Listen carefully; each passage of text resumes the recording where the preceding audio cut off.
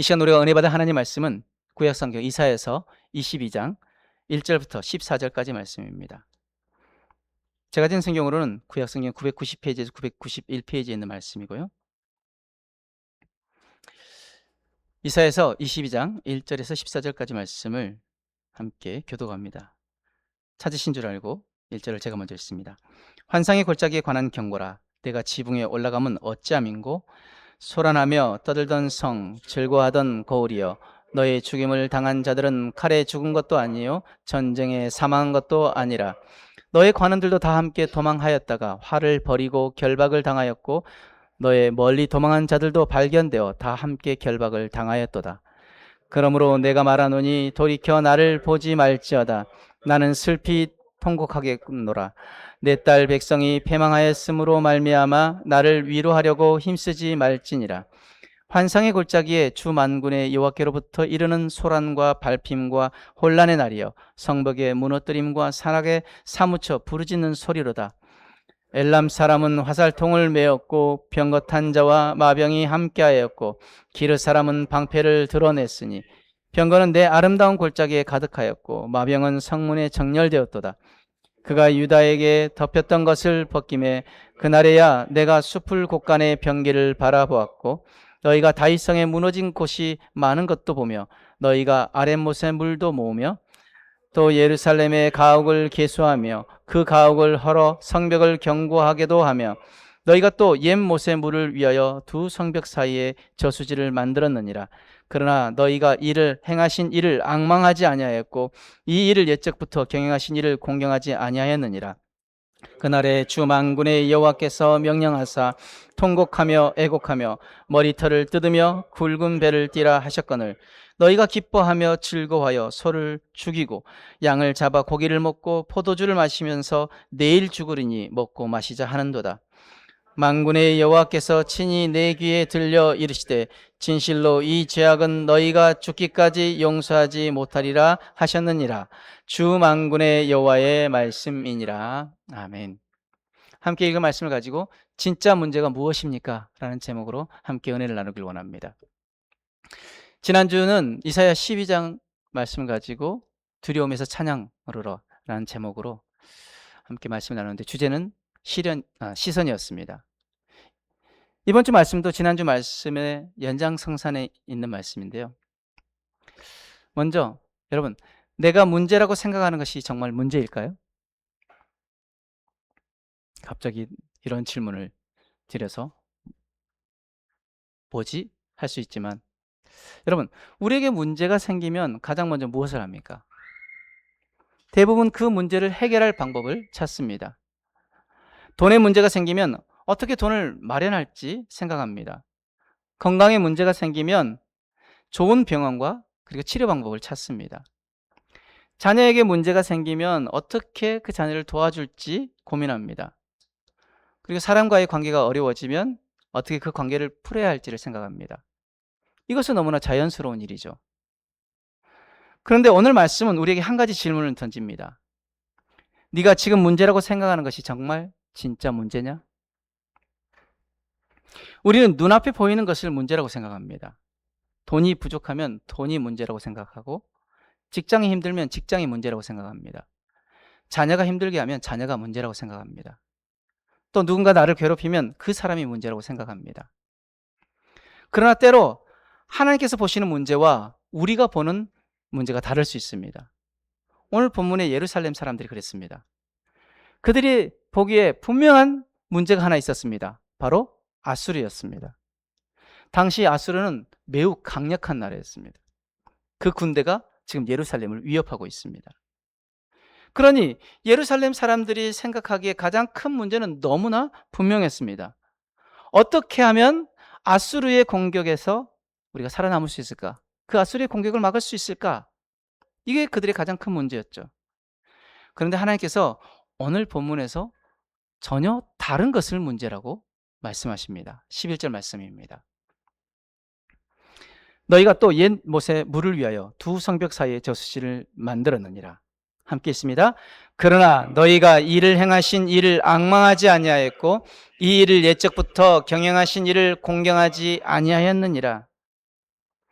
지금 예루살렘이 생각한 문제는 아수르였는데, 그러나 하나님이 보신 진짜 문제는 무엇이었습니까? 너희가 나를 바라보지 않았다는 것입니다. 나를 공경하지 않았다는 것이었습니다. 오늘 우리도 이 말씀 앞에서 자기 자신에게 물어봤으면 좋겠습니다. 지금 내가 문제라고 생각하는 것이 정말 나의 진짜 문제인가? 오늘 말씀을 통해 우리의 문제를 하나님의 시선으로 바라보길 원합니다. 먼저 우리는 눈앞에 보이는 것만을 진짜 문제라고 생각합니다. 2절 말씀 보면 소란하며 떠들던 성, 즐거워하던 고울이여, 너의 죽임을 당한 자들은 칼에 죽은 것도 아니요 전쟁에 사망한 것도 아니라. 소란하며 떠들던 성, 즐거워하던 고울이여. 지금 예루살렘 성에 소란과 즐거움이 있었습니다. 왜입니까? 그들을 위협하던 군대가 잠시 물러갔기 때문입니다. 죽을 줄 알았는데 살았습니다. 성이 무너질 것 같았는데 아직 무너지지 않았습니다. 그러니 얼마나 기뻤습니까?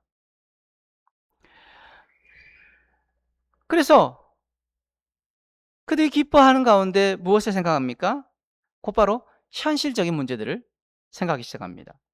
야, 아수르가 다시 오면 어떻게 하지? 그래서 그들은 대비를 하기 시작합니다. 8절 이하를 보면은 무기를 점검하고 성벽을 살펴봅니다. 무너진 부분을 보수합니다. 물을 확보하고 저수지도 만듭니다. 여러분, 이것이 이상한 일입니까? 아니죠? 너무나도 당연한 일입니다. 전쟁의 위협이 있는데 군사를 정비하는 것 잘못입니까? 아니죠. 물을 확보하는 것이 잘못입니까? 성벽을 보수하는 것이 잘못입니까? 아닙니다. 그런데 하나님은 그들을 책망하십니다. 왜입니까? 문제는 그들이 무엇을 준비했느냐가 아니라 누구를 의지했느냐입니다. 11절 말씀 다시 한번 보십니다. 그러나 너희가 이를 행하신 이를 앙망하지 아니하였고 이 일을 옛적부터 경영하신 이를 공경하지 아니하였느니라. 여기서 중요한 단어가 하나 있는데 바로 그러나입니다. 성벽을 고쳤습니다. 병기를 준비했습니다. 물을 확보했습니다. 그러나 하나님을 바라보지 못했습니다. 하나님을 바라보지 않는 그 백성들을 향하여서 하나님이 그들의 문제를 지적하신 것입니다. 사랑하는 성도 여러분, 믿음은 현실을 무시하는 것이 아닙니다. 기도로만 고치겠다고 병원에 가지 않는 것, 그것 믿음 아닙니다. 물론 확실한 응답이 있다면 기도로 고침받으면 됩니다. 근데 여러분, 그 확실한 응답도 없으면서 기도로 그냥 고치겠다고 하는 것, 나의 고집일 수 있습니다. 제가 어릴 때는 거의 중학교 때까지는 병원을 한 번도 안 갔습니다. 아프면 바로 아버지한테 달려가서 머리 뒤밀고 기도해 주세요. 그럼 다 나았어요. 근데 머리가 좀 크고 나서 고등학교 때부터는 제 마음 가운데 이게 다 나을 수 있는 건가? 라는 마음이 들기 시작하면서부터 기도받아도 안 낫더라고요. 그때 약을 써야 낫더라고요. 여러분, 확실한 하나님의 음성이나 응답이 없이 우리가 기도로만 질병 고치겠다고 계속 기도만 하는 것은 때론 우리의 잘못된 고집일 수 있다는 것 기억하시기 바랍니다. 하나님을 믿는다고 미래를 준비하지 않는 것, 그것 믿음 아닙니다. 자녀를 위해 기도한다고 자녀를 가르치지 않아도 되는 것 아닙니다. 재정 문제를 하나님께 맡겼다고 아무 계획 없이 살아도 되는 것 아닙니다. 우리가 해야 할 책임을 해야 합니다. 그러나 믿음의 사람에게는 중요한 것이 하나 있습니다. 바로 순서입니다. 먼저 하나님을 바라보고 그 다음 내가 해야 할 일을 하는 것입니다. 그런데 우리는 이 순서를 자주 바꿉니다. 문제가 생기면 뭐부터 합니까? 여기저기 도움을 구합니다. 사람들을 찾고 방법을 찾고 머릿속으로 계산합니다. 인터넷 검색부터 합니다. 요즘은 챗 GPT님이 별별 대답을 다 해주시니까 인간관계 어려움도 챗 GPT에게 묻습니다. 야, 어떻게 하면 좋아? 그러다가 모든 방법이 막히면 마지막으로 말합니다. 이제 기도밖에 할 것이 없네요. 하지만 성도에게 기도는 마지막 수단이 아닙니다. 기도는 첫 번째 반응이어야 합니다. 하나님, 이 일을 어떻게 보아야 합니까? 하나님, 제가 무엇을 해야 합니까? 하나님, 이 문제 속에서 제가 놓치고 있는 것이 무엇입니까? 이 기도를 드리며 하나님을 바라보는 것입니다. 예루살렘의 문제는 미리 준비한 것 때문이 아니었습니다. 하나님 없이 준비한 것이 문제였습니다. 또 하나님께서 보신 진짜 문제는 바로 그들의 마음이었습니다. 본문 12절 말씀. 그날에 주 만군의 여호와께서 명령하사 통곡하며 애곡하며 머리털을 뜯으며 굵은 배를 띠라 하셨거늘. 지금 이상하지 않습니까? 백성들은 기뻐하고 있습니다. 그런데 하나님께서는 울라고 말씀합니다. 백성들은 잔치를 벌이고 있는데 하나님께서는 회개하라고 말씀하십니다. 왜 그렇습니까? 사람들이 보는 것과 하나님이 보시는 것이 달랐기 때문입니다. 백성들은 이렇게 생각했을 것입니다. 핫소리가 물러갔어. 우리가 살았어. 야, 이제 다시 오면 우리가 더 잘 준비하면 돼. 그러나 하나님께서는 이렇게 말씀하십니다. 잠깐, 너희가 먼저 보아야 할 것이 있다. 너희가 놓치고 있는 것이 있다. 핫소리만 보지 말고 지금 너희의 상태를 봐라. 너희 자신을 보아라. 왜 이런 일이 일어나는지 하나님 앞에서 자신을 돌아보라는 것입니다. 본문에서 예루살렘의 더 근본적인 문제는 단순히 군사력 부족이 아니었습니다. 그들은 하나님을 의지하지 않았습니다. 하나님을 바라보지 않았습니다. 하나님의 말씀보다 자신들의 방법을 더 신뢰했습니다. 그래서 하나님께서는 그들에게 통곡하고 애곡하며 하나님 앞으로 돌아오라고 말씀하시는 것입니다. 여기서 우리가 한 가지는 분명히 해야 하는 것이 있습니다. 오늘 우리에게 생기는 모든 어려움이 반드시 개인적인 죄 때문에 일어난다는 뜻, 그것은 아닙니다. 성경을 보면 욥도 고난을 받았습니다. 욥이 죄가 있어 고난 받았습니까? 아니죠. 하나님의 뜻 때문이었습니다. 바울에게도 고난이 있었습니다. 예수님을 따르던 제자들에게도 어려움이 있었습니다. 그러므로 누군가 어려움을 당할 때 우리는 쉽게 당신이 죄를 지어서 그렇습니다 라고 말해서는 안 됩니다. 욥의 세 친구처럼. 그러나 우리가 분명하게 말할 수 있는 것이 있습니다. 모든 문제는 하나님 앞에서 나 자신을 돌아볼 기회가 될 수 있습니다. 문제가 생겼을 때 우리는 대부분 다른 것을 봅니다. 저 사람 때문이야. 환경 때문이야. 경제가 어려워서 그래. 회사 때문에 그래. 가족 때문에 그래. 그러나 믿음의 사람은 거기서 한 걸음 더 나아가야 합니다. 하나님, 이 문제 속에서 제 모습을 보게 해 주십시오. 제가 고쳐야 할 것이 있습니까? 제가 내려놓아야 할 것이 있습니까? 제가 하나님보다 더 의지하고 있는 것이 있습니까? 기도보다 제 계산을 더 믿고 있지는 않았습니까? 하나님보다 돈을 더 의지하고 있지는 않았습니까? 하나님보다 사람의 도움을 더 믿고 있지는 않았습니까? 하나님 앞에서 우리는 이 질문들을 끊임없이 해야 합니다. 사랑하는 여러분, 문제를 만나지 않았다면 우리는 자신의 모습을 제대로 보지 못했을 수도 있습니다. 평안할 때는 내가 믿음 좋은 줄 압니다. 그런데 문제가 찾아오면 드러납니다. 내가 무엇을 믿고 있었는지, 내가 누구를 의지하고 있었는지, 내 마음 가장 깊은 곳에 무엇이 있었는지가 드러납니다. 그러므로 때로 문제는 우리를 넘어뜨리는 장애물만이 아니라 우리의 믿음이 어디에 서 있는지 보여주는 거울이 되기도 합니다. 그리고 믿음은 문제는 우리의 믿음의 현 주소를 보여주는 바로미터이기도 합니다. 또 우리 한 가지 놓치지 말아야 할 것, 진짜 문제를 모르면 반응도 잘못된다는 것입니다. 하나님께서는 회개하라고 말씀하셨습니다. 그런데 백성들 어떻게 반응합니까? 13절입니다. 너희가 기뻐하며 즐거워하여 소를 죽이고 양을 잡아 고기를 먹고 포도주를 마시면서 내일 죽으리니 먹고 마시자 하는도다. 지금 이들의 마음은 이런 것입니다. 야, 언제 죽을지 모르는데 그냥 오늘을 즐기자. 여러분, 이것이 진짜 문제를 보지 못한 사람들의 반응입니다. 본문을 보면 예루살렘 사람들은 문제 앞에서 크게 두 가지 방식으로 반응합니다. 하나는 자기 힘으로 통제하려는 것입니다. 성벽을 더 튼튼하게 만들자. 야, 무기를 더 준비해. 물을 더 확보하자. 우리가 막아야 해. 또 하나는 현실을 잊어버리는 것입니다. 야, 내일 죽을지도 모르는데 그냥 오늘 먹고 마시자. 지금을 살아가는 우리 모습도 크게 다르지 않습니다. 어떤 사람들은 문제가 생기면 모든 것을 자기의 힘으로 통제하려고 합니다. 끊임없이 생각합니다. 계속 계산합니다. 내가 해결해야 돼. 내가 막아야 돼. 내가 어떻게든 해야 해. 그러다 보니 잠도 못 잡니다. 마음이 쉬지를 못합니다. 또 어떤 사람은 그 문제를 외면합니다. 여행 다니고 쇼핑하면서 잊으려고 합니다. 계속 유튜브나 쇼츠 영상들을 보면서 잊으려 합니다. 술을 마시거나 놀면서 잊으려고 합니다. 게임이나 취미에 몰입하며 현실을 피하려고 합니다. 그러나 아무리 잊으려고 해도 문제는 여전히 그대로 있습니다. 왜 그렇습니까? 문제의 본질을 건드리지 않았기 때문입니다.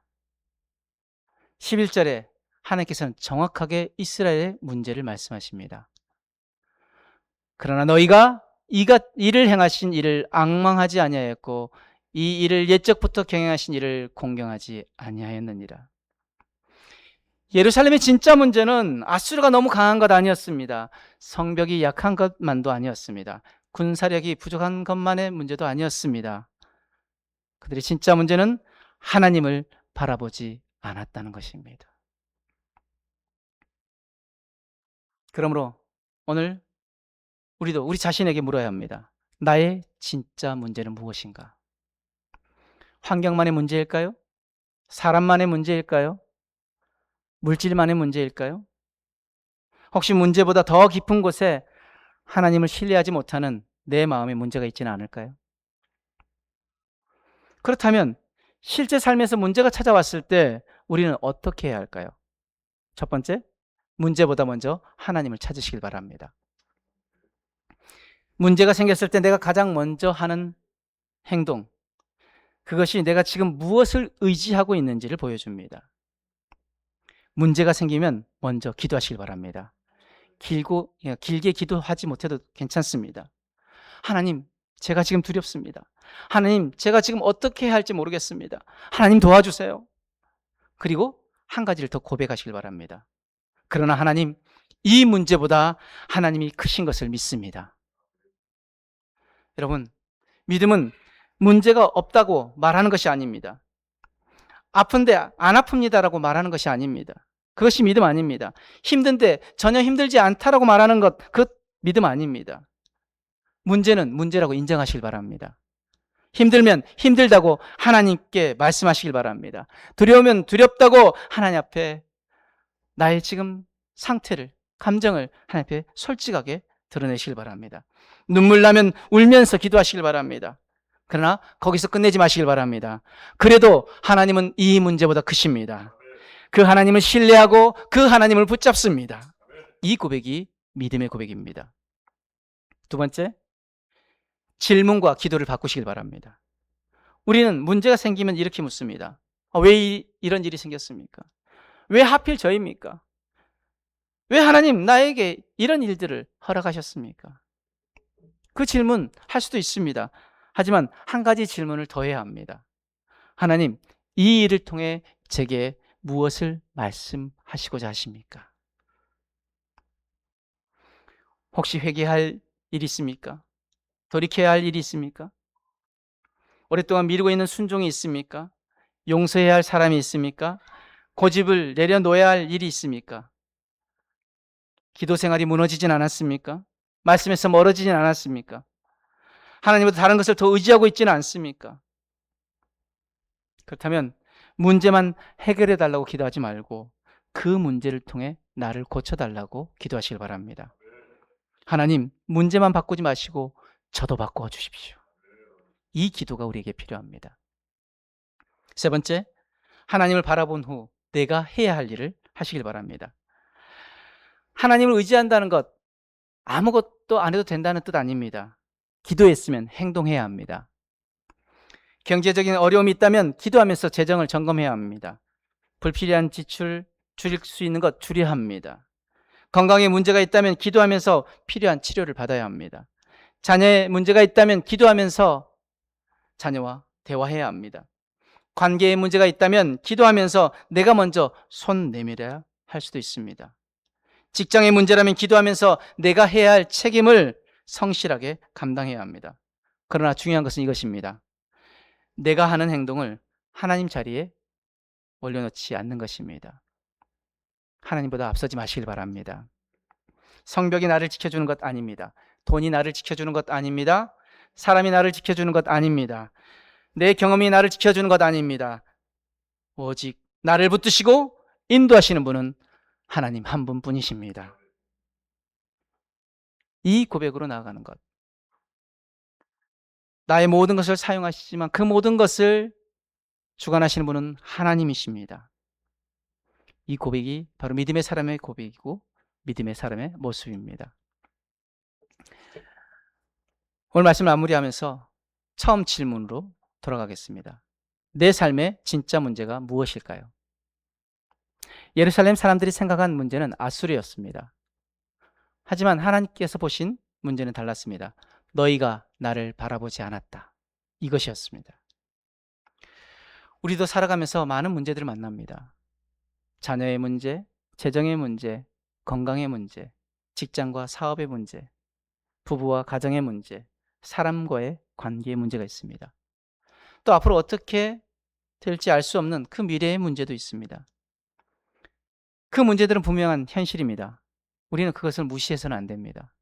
그러나 오늘 하나님께서 우리에게 그 문제보다 조금 더 깊은 곳을 보라고 말씀하십니다. 그 문제 속에서 너는 나를 바라보고 있느냐? 사랑하는 여러분, 어쩌면 우리의 가장 큰 문제는 문제가 너무 큰 것이 아닐 수도 있습니다. 문제를 너무 오래 바라보다가 하나님을 놓쳐버린 것이 진짜 문제일 수 있습니다. 문제를 오래 바라보면 문제가 점점 더 크게 보입니다. 그리고 하나님은 점점 작게 느껴집니다. 그러나 믿음은 반대로 하는 것입니다. 문제에서 눈을 들어 하나님을 바라보는 것입니다. 그 문제에 고정되어 있던 시선을 하나님께 고정시키는 것입니다. 성경 속에 믿음의 사람들에게 문제가 없었던 것 아닙니다. 다윗 앞에 골리앗이 있었고 모세 앞에 홍해가 있었습니다. 여호수아 앞에 난공불락의 여리고성이 있었습니다. 다니엘에게는 사자굴이 있었습니다. 바울에게는 수많은 환난과 핍박이 있었습니다. 그런데 그들이 믿음의 사람이 될 수 있었던 이유는 문제가 없었기 때문이 아닙니다. 문제보다 하나님을 더 크게 보았기 때문입니다. 오늘 여러분 앞에 있는 문제는 무엇입니까? 오랫동안 기도했는데도 해결되지 않는 문제가 있습니까? 사람에게 말하지 못하는, 그래서 혼자 품에 안고 끙끙 앓고 있는 그런 문제가 있습니까? 앞을 생각하며 마음이 무거워지는 문제가 있습니까? 오늘 그 문제들 다시 싸가지고 집으로 돌아가지 마시길 바랍니다. 하나님 앞에 내려놓으시길 바랍니다. 하나님 앞에 구하시길 바랍니다. 하나님 앞에 이렇게 기도하시길 바랍니다. 하나님, 저는 이 문제 다 해결할 능력이 없습니다. 하지만 하나님께서 이 문제보다 더 크신 분임을 믿습니다. 제가 보지 못하는 것을 하나님은 보고 계시고 제가 알지 못하는 길을 하나님은 알고 계십니다. 그러므로 제 방법보다 하나님의 방법을 더 신뢰하겠습니다. 그리고 한 가지 기도를 더 드리시길 바랍니다. 하나님, 이 문제만 해결해 달라고 기도하지 않게 하시고 이 문제 속에서 하나님을 놓치지 않게 하여 주옵소서. 사랑하는 성도 여러분, 문제 때문에 하나님과 멀어지지 마시길 바랍니다. 문제 때문에 하나님께 더 가까이 나아가시길 바랍니다. 하나님과 더 가까워지시길 바랍니다. 문제가 여러분의 기도를 빼앗아가지 못하게 하시길 바랍니다. 그 문제 때문에 더 무릎으로 주님 앞에 나아가시길 바랍니다. 문제가 말씀을 놓게 하지 마시길 바랍니다. 그 문제 때문에 말씀을 더 강하게 붙드시길 바랍니다. 문제가 믿음을 무너뜨리지 못하게 하시길 바랍니다. 그 문제를 통해 믿음이 더 깊어지게, 그 문제 때문에 내 믿음이 흔들리지 않는 믿음으로 온전히 세워질 수 있도록 그렇게 하시길 바랍니다. 그리고 문제가 찾아올 때마다 자신에게 물으시길 바랍니다. 진짜 문제가 무엇인가? 그리고 하나님 앞에서 그 답을 찾으시길 바랍니다. 우리의 시선이 문제에만 머물지 않고 문제보다 크신 하나님을 바라보길 원합니다.